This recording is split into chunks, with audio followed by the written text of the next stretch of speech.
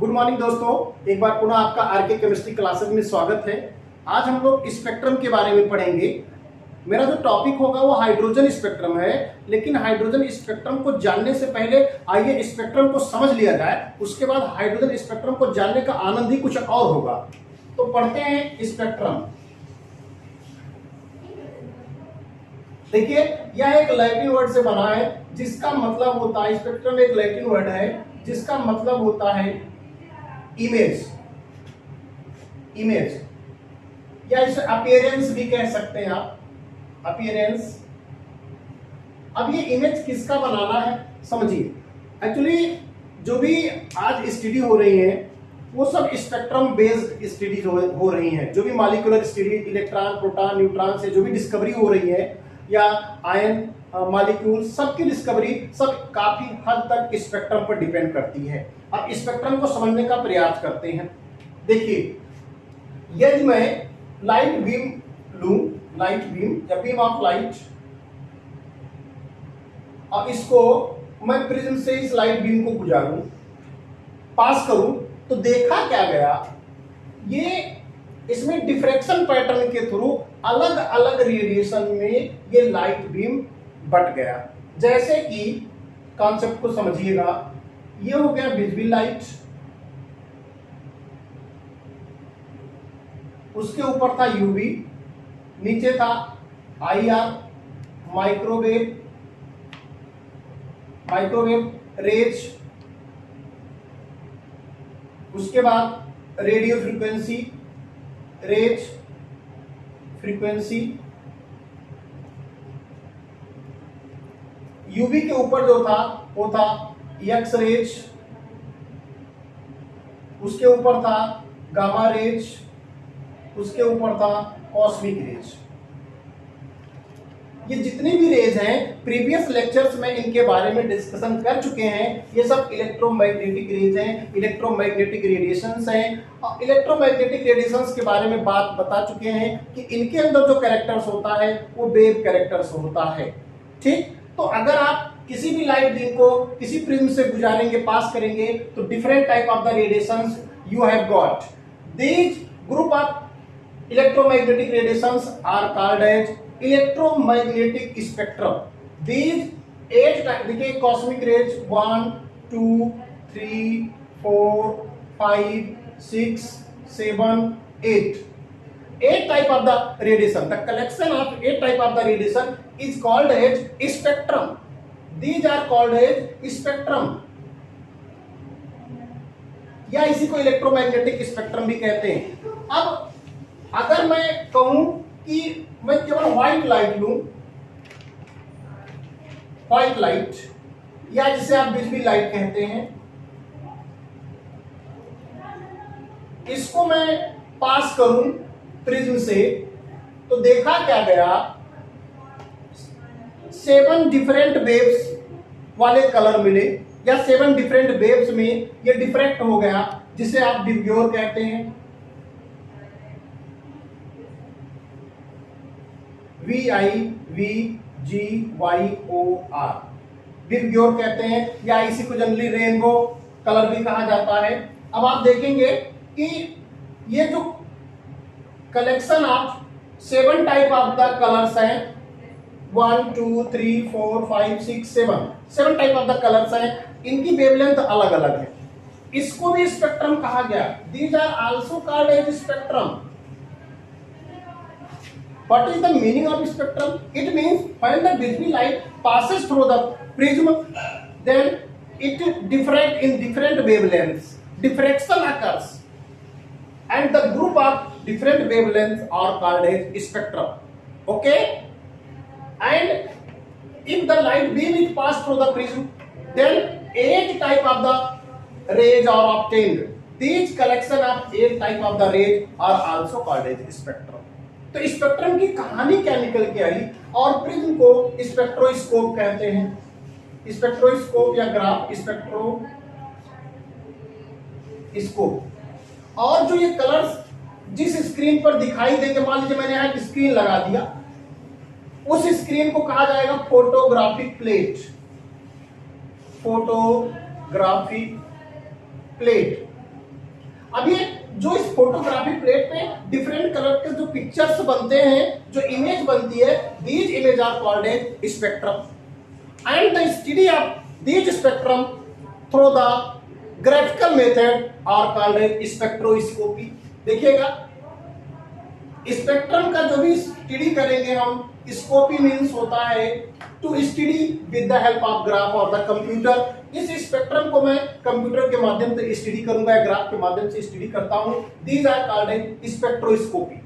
Okay, अब हम जरा स्पेक्ट्रम, तो आई थिंक आपको समझ में आ गया होगा। Spectrum is the collection of the rays, different collection of different wavelength, you can say also. अब जो भी स्पेक्ट्रम, इसका रोल कहां है, इसको हम लोग समझे। देखिए, इसका रोल समझने के लिए पहले तो आप इसका स्क्रीनशॉट ले लीजिए। आइए देखते हैं टाइप्स ऑफ स्पेक्ट्रम है क्या। अब स्पेक्ट्रम को दो भागों में बांट दिया गया। ओके, एक तो इमिशन स्पेक्ट्रम और दूसरा एब्जॉर्प्शन स्पेक्ट्रम। अब देखिए, इसका यूज स्पेक्ट्रम का कहां है, कंपाउंड स्टडी में, मॉलिक्यूल्स स्टडी में, एटॉमिक स्टडी में, एलिमेंट स्टडी में। आजकल जितने भी स्टडीज हो रही हैं, जैसे अभी आप फ्यूचर में जो भी लेक्चर्स पढ़ेंगे आप देखेंगे कि कोई भी एलिमेंट है उसमें कितने न्यूक्लियस हैं, कितने प्रोटॉन हैं, कितने न्यूट्रॉन हैं, और किसी भी दो मॉलिक्यूल्स के बीच कितनी डिस्टेंस होती है, उनके बीच बॉन्ड लेंथ क्या, सब all things are studied through the spectrum. These are two types, emission and absorption. Part of the emission spectrum, मैं एक देसी एग्जांपल दे रहा हूं आपको। मान लीजिए आपने किसी बच्चे को, यहां मैं एक मैटर लेता हूं, इसको मैं बच्चा मान लेता हूं। अगर इसको आपने 100 रुपया दिया, 100 रुपीज आपने दिया, और बच्चे से आपने कहा कि जाओ मार्केट में घूम के आओ। ओके, बच्चा गया मार्केट में। अब वह बच्चा हो सकता है कि आपका 100 रुपीज लेके गया हो, उसमें से मात्र वो 10 रुपीज खर्च किया हो, 90 रुपीज लाके आपको वापस कर दिया हो। ओके, मान लीजिए वो 90 रुपीज लाके आपको वापस करता है, 10 रुपीज खर्च कर देता है, तो 100% मान लीजिए मैंने उसको दिया, और वो हमको 90% लाके वापस किया, 10% वो खा गया। ओके, मैं मान सकता हूं। ऐसा भी हो सकता है वह बच्चा, अगर मैंने उसको 100 रुपीज दिया, माने 100% एनर्जी दिया, रेडिएशन दिया, हो सकता है वो आपको 120% 120 रुपया लाके वापस कर दे। ऐसा भी पॉसिबल है, रेयर पॉसिबिलिटी है, बट बहुत कम। उसी बात को समझते हैं भाई। देखिए, अधिकतर आदमी लेना जानता, देने वालों की संख्या बहुत कम है। अभी मैं आपको मॉलिक्यूल्स कॉन्सेप्ट के आधार पर बताऊंगा कि हर व्यक्ति तो लेना चाहता है, देने वालों की संख्या बहुत कम है। मैं मान लेता हूं 1% है। ये एग्जाम्पल उस 1% के अंतर्गत आ रहा है। तो जो बच्चा 100 रुपया लेके गया, वो आपको मान लीजिए 90 रुपया वापस किया, या 10 रुपया वापस किया, 90 खा गया, तो इसका मतलब बच्चा दलितर है, लालची है। उससे क्या पता चला, जो भी वो वापस किया पैसा, उससे उसके कैरेक्टर्स के बारे में आप बता सकते हैं कि अगर वो 10 रुपीज ही वापस किया तो आप कह सकते हैं इसकी सेविंग बढ़िया है। 90 वापस करता है तो इसकी सेविंग बढ़िया है, और 10 वापस करता है तो आप कह सकते हैं बड़ा खर्च करने वाला लड़का है। तो कहीं ना कहीं रेज के माध्यम से, रेडिएशन के माध्यम से किसी भी कंपाउंड्स के बारे में जानकारी लिया जा सकता है। भाई, किसी को पहचानना हो, पैसा देके पहचान लो, एक बार उधारी दे दो, पता चल जाएगा वो आदमी कैसा है। उधारी देने के बाद आपसे दूर भाग जाएगा। इसी कॉन्सेप्ट पे आधारित है। तो मानते हैं इसी का, जैसे मान लीजिए आप किसी से पीछा छुड़ाना चाहते हैं ना, उसको 1000 रुपया दे दीजिए, दोबारा वो आपके सामने पड़ेगा नहीं, ऐसा भागेगा ना, कहीं मांग न ले। भाई, उसी आधार पर इसको समझते हैं। मान लीजिए बच्चे ने हमको 10% खा गया, रेडिएशन 10% खा गया ये मैटर, तो जो 10% मैटर रेडिएशन को एब्जॉर्ब करेगा, कहीं ना कहीं उसी 10% के कारण उस मॉलिक्यूल्स में कुछ चेंजेस होंगे। भाई, 10 रुपया जो खर्च कर दिया है, वो 10 रुपया हो सकता है समोसा खाया हो। अब समोसा खाए, पेट तो गड़बड़ होगा। अब पेट गड़बड़ होगा तो उसके बारे में पता चल जाएगा जब बार बार भाग के जाएगा। तो उसी कॉन्सेप्ट पे अब ये जो 90% इमिट किया, मतलब 100% मैंने रेज डाला, रेडिएशन डाला, एनर्जी डाली, लाइट डाली, और ये 90% जो है इमिट कर रहा है, 10% एब्जॉर्ब कर रहा है। तो यहाँ जो भी मॉलिक्यूल्स के बारे में जानकारी मिलेगी, that will be absorption spectrum. Absorption spectrum. तो ये एब्जॉर्प्शन स्पेक्ट्रम मिल गया। कहीं न कहीं किसी मॉलिक्यूल्स के बारे में जानकारी लेनी है तो या तो वह मॉलिक्यूल एब्जॉर्प्शन करे या तो इमिशन करे। भाई कुछ ऐसे मॉलिक्यूल्स होते हैं, कुछ ऐसे बच्चे हैं जो आपको बहुत ज्यादा मानते हो, रेस्पेक्ट करते हो, आप उन्हें 100 रुपीज देते हो, उनके कैरेक्टर्स को पढ़ना चाहते हो, हालांकि आपको 120 रुपया कहें गुरुजी लीजिए नमस्ते। तो ऐसे में क्या हुआ, उस बच्चे ने आपको पैसा दिया, that will be emission spectrum. Emission spectrum. ऐसा भी हो सकता है कि आपने बच्चे को 100 रुपीज दिया और बच्चा घूम के मार्केट आके आपको 100 ही वापस कर दिया, तो उस बच्चे के बारे में आप कुछ नहीं बता सकते हो कि बच्चा दलिद्र है, ईमानदार है। इसलिए ये इस प्रकार में कोई भी स्पेक्ट्रम आपको नहीं मिलेगा, उस बच्चे या उस मॉलिक्यूल्स के बारे में जानकारी नहीं ले सकते हैं। It means there are 3 types, there are 3 conditions, but case of first and second you can observe the spectrum. Through the spectrum the study of the molecules or compounds are possible, but in the case of third you didn't get any knowledge because molecules neither absorb the energy nor emit the energy. Okay, अब हम लोग emission के बारे में detail पढ़ते हैं। पहले इसका स्क्रीनशॉट लें। इमिशन स्पेक्ट्रम को 2 भागों में बांट रहे हैं। First is continuous spectrum. देखिए अगर ये सब आप पढ़ लेते हैं तो अभी आपको हाइड्रोजन स्पेक्ट्रम बहुत इजी वे में क्लियर हो जाएगा, वो मेरी गारंटी है, आपको समझ में आ जाएगा। सेकेंड है डिसकंटीन्यूअस स्पेक्ट्रम। पहले हम लोग इमिशन के बारे में पढ़ लें, डिसकंटीन्यूअस स्पेक्ट्रम। अब जरा देखिए, कंटीन्यूअस स्पेक्ट्रम अगर आपको प्राप्त करना है तो इसके लिए आपको व्हाइट लाइट यूज करना पड़ेगा या विजिबल लाइट यूज करना पड़ेगा। ओके, जैसे मान लीजिए किसी प्रिज्म से या स्पेक्ट्रोस्कोप से आपने कोई भी लाइट नहीं, केवल व्हाइट लाइट आपने डाला तो आपको 7 कलर्स का जो ग्रुप मिलता है, विबग्योर,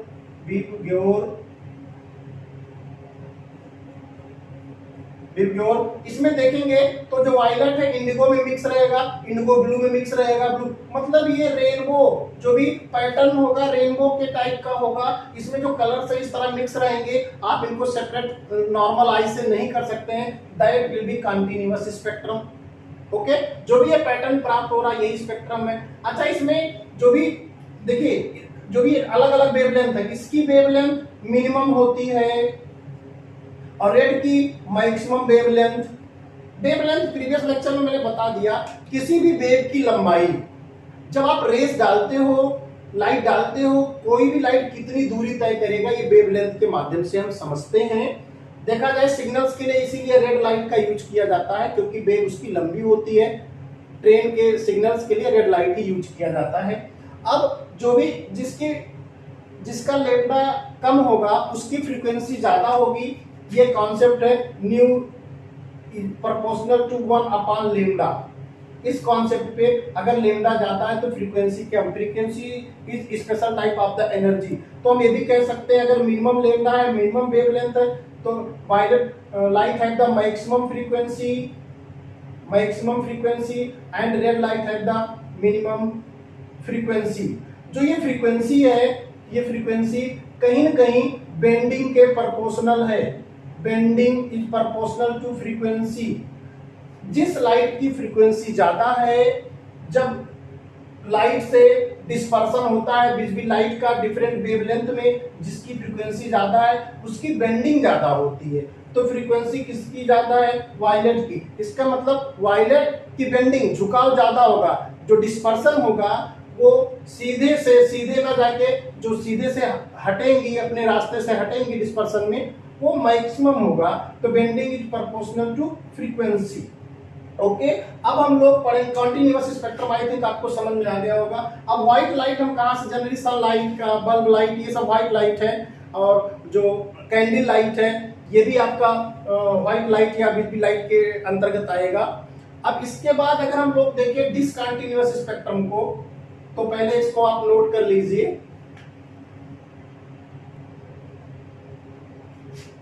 जो डिसकंटिन्यूअस स्पेक्ट्रम है, these are obtained when the colored light is used upon the substance। अब आप देखिए इसको बांट दिया गया दो भागों में, these are divided into two parts, one is line spectrum or atomic spectrum, second is molecular spectrum और बैंड स्पेक्ट्रम। जो हमारा हाइड्रोजन स्पेक्ट्रम हमको अगले लेक्चर्स में पढ़ना है वो एग्जांपल है लाइन स्पेक्ट्रम का, या लाइन इमिशन स्पेक्ट्रम भी कह सकते हैं, एटॉमिक स्पेक्ट्रम का जो भी हाइड्रोजन स्पेक्ट्रम है। मॉलिक्यूलर स्पेक्ट्रम में आप CO2 मॉलिक्यूल, ठीक है, N2 molecule, H2 molecule, ETC, जब भी आप इनकी स्टडी करेंगे तो बैंड स्पेक्ट्रम या मॉलिक्यूलर स्पेक्ट्रम के अंतर्गत आएगा। अब ये लाइन स्पेक्ट्रम या एटॉमिक स्पेक्ट्रम है क्या, इसमें क्या करते हैं जनरली, जैसे कंपाउंड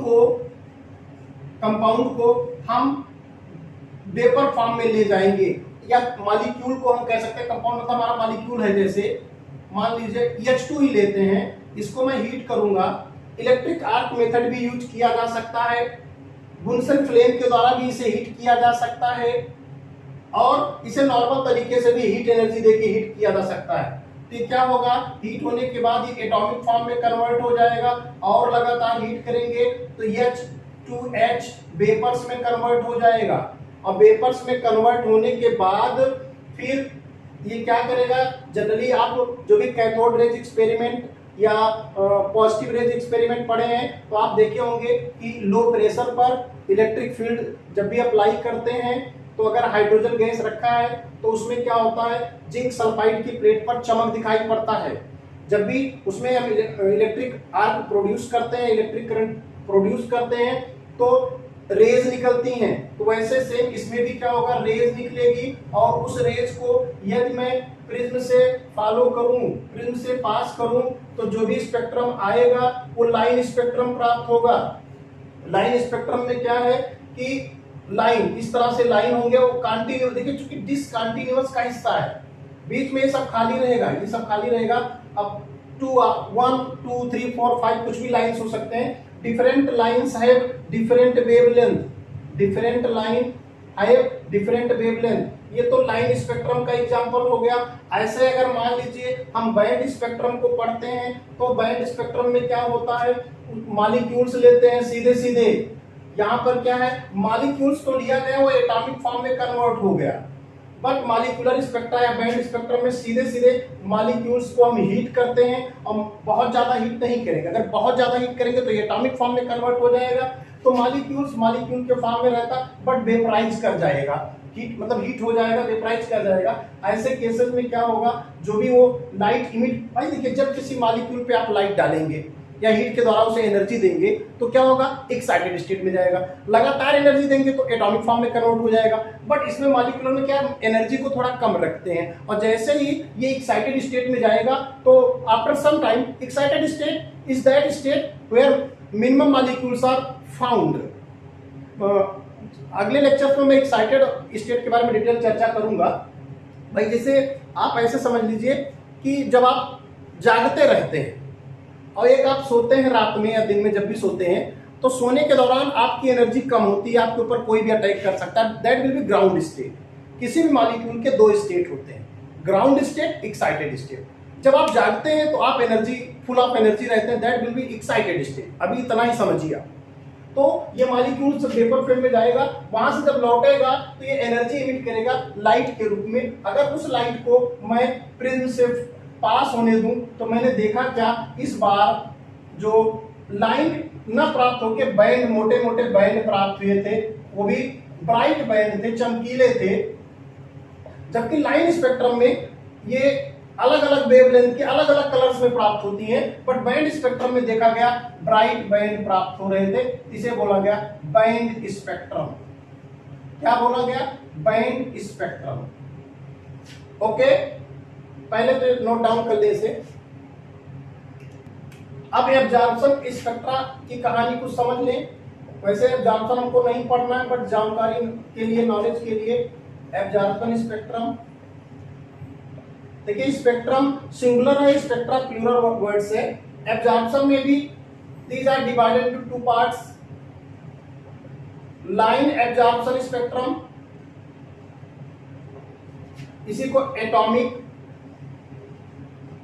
एब्जॉर्प्शन स्पेक्ट्रम भी कहते हैं। जैसे कि आपके इमिशन में था जो डिसकंटिन्यूअस था उसको मैंने दो पार्ट में डिवाइड किया, तो सेम उसी तरह इसमें भी है बैंड एब्जॉर्प्शन स्पेक्ट्रम या मॉलिक्यूलर एब्जॉर्प्शन स्पेक्ट्रम। अब देखिए इसमें भी क्या होता है, इसमें भी लाइंस प्राप्त होते हैं, इसमें क्या होता है बैंड प्राप्त होते हैं, बैंड्स डिफरेंट बैंड्स प्राप्त होंगे जिनका वेवलेंथ अलग अलग होगा। सेम सब कुछ है, बट इमिशन में क्या था, जो भी स्पेक्ट्रा प्राप्त हो रहा था लाइन या मॉलिक्यूलर स्पेक्ट्रा, वो इमिशन के थ्रू हो रहा था, इसमें एब्जॉर्प्शन के थ्रू होगा। अब जरा कॉन्सेप्ट को समझ लीजिए कि कब इमिशन होगा कब एब्जॉर्प्शन होगा। देखिए किसी भी मॉलिक्यूल्स के लिए दो लेवल पॉसिबल है। भाई आप क्या है, या तो आपकी एनर्जी बहुत ज्यादा, आप बहुत अमीर हो जाए, या तो आपकी एनर्जी बहुत कम हो, आप बहुत पुअर हो जाए। तो उसी को केमिस्ट्री में दो लेवल है, एक ग्राउंड लेवल होता है और एक एक्साइटेड लेवल होता है। एक्साइटेड लेवल मतलब हुआ मैक्सिमम एनर्जी, ग्राउंड लेवल मतलब हुआ मिनिमम एनर्जी। देखिए अकॉर्डिंग टू साइंटिस्ट मैक्सवेल के अकॉर्डिंग इन्होंने क्या बताया कि 99% मॉलिक्यूल ग्राउंड स्टेट में रहते हैं, 99%, 1% molecule near about excited state में रहते हैं। जैसे क्लास में 100 स्टूडेंट हैं तो उसमें कुछ ही स्टूडेंट्स होंगे जो हमेशा एक्टिव रहते होंगे कि नहीं आज सर आ रहे हैं पढ़ाने, पढ़ना मजा आता है, बाकी मैक्सिमम स्टूडेंट तो जल्दी से सर जाएं, ठीक है, वो ऑनलाइन पढ़ लेंगे या जो भी होगा, तो बहुत कम एक्टिव है। तो सही बात है। वैसे मॉलिक्यूल्स भी अगर किसी बर्तन में 100 मॉलिक्यूल्स रखे गए, इट मींस एक मॉलिक्यूल ऐसा होगा सबसे एक्टिव होगा, सबसे अलग होगा, वो जिस लेवल में रहेगा that will be excited level. जो भी उसकी एनर्जी होगी वो एक्साइटेड एनर्जी कही जाएगी।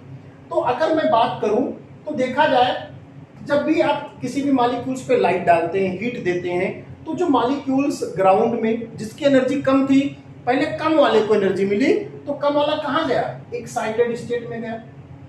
जो एक्साइटेड ऑलरेडी है उसको भी एनर्जी मिलती है तो उसका लेवल थोड़ा सा और अप हो गया, ओके। लेकिन मैक्सिमम मॉलिक्यूल्स के जो ग्राउंड स्टेट में एनर्जी को एब्जॉर्ब करके एक्साइटेड लेवल में गए और वहां ये ज्यादा देर तक रुक नहीं सकते। They can stay up to 10⁻⁻⁴ second to 10⁻⁻�6 second तक ये स्टे करेंगे एक्साइटेड लेवल में, इससे ज्यादा तो ये रुक ही नहीं सकते।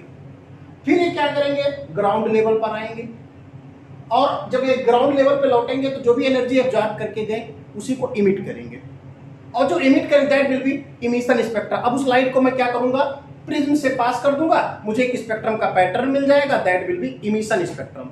लेकिन अगर अब जो पहले से एक्साइटेड स्टेट में है, पहले से फुल ऑफ एनर्जी है, वो क्या करेगा, वो जब लौटेगा जाहिर सी बात है तो वो हमको एनर्जी, भाई पहले से उसकी एनर्जी मैक्सिमम है, अब वो जब लौटेगा तो एनर्जी को क्या करेगा, इमिट करेगा। क्या करेगा, इमिट।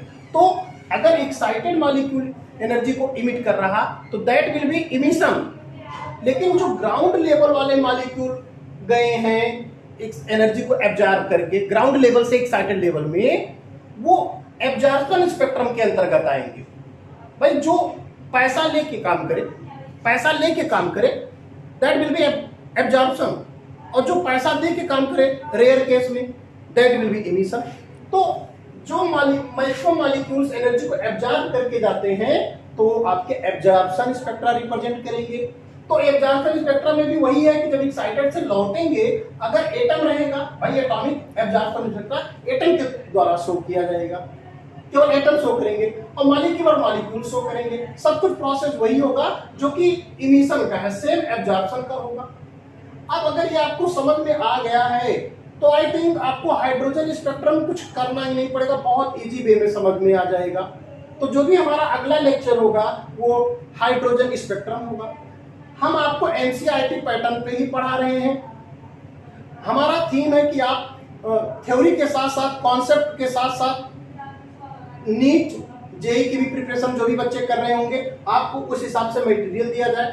यदि आपको वीडियो समझ में आ रही हो तो आप वीडियो को शेयर करें, सब्सक्राइब करें और लाइक करें। Okay, thank you so much.